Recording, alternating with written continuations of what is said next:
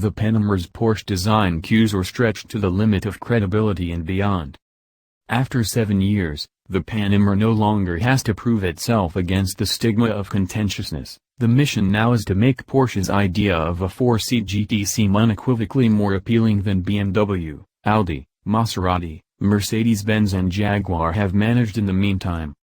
The Panamera sits on the MSB modular architecture developed by Porsche from within the Volkswagen Group. The body uses more aluminium than before, adding the body sides and roof to the aluminium door panels, bonnet, tailgate and front wings of the previous model. Ultra-high-strength, hot-formed steels are deployed elsewhere, most notably for the passenger cell. The front double wishbone and rear multi-link suspension components are mostly aluminium too. Efforts to improve ride comfort include a hydraulically damped mount for the lower wishbone and new, lighter dampers in the standard Porsche Active Suspension Management (PASM) system, while the optional air suspension, fitted here, uses 3-chamber springs with around 60% more volume for a far wider spread of spring rates.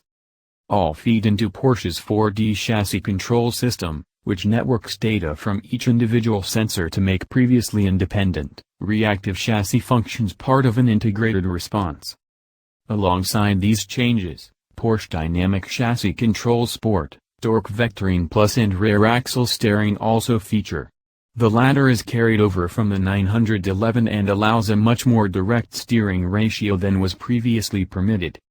If that weren't enough, the engine lineup is easily deserving of its own dedicated engineering section.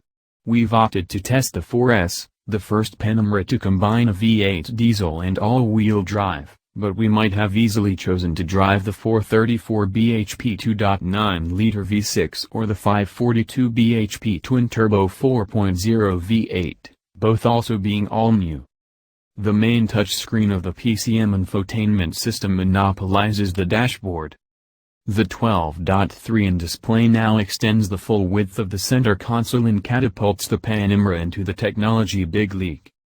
With the ignition off, you might think Porsche had used the display to tidy away the multitude of buttons that previously festooned the console, but it's just the physical nature of the switches that has gone. Turn the car on via a key-replacing knob and the console comes to life, revealing an array of touch-sensitive functions that nudge your fingertips with haptic feedback. This isn't immediately satisfying, but it's not out of place next to the shift-by-wire gear lever and computerized air vents. The center console looms just as big in the back, equipped with its own infotainment screen and back panel. More importantly, the space around the two seats has improved and the near-claustrophobic cocooning sensation of the old model has lifted. The rear is still snug for such a big car, but scallops taken from the lower roofline and the longer wheelbase ensure that adults are a little more comfortable.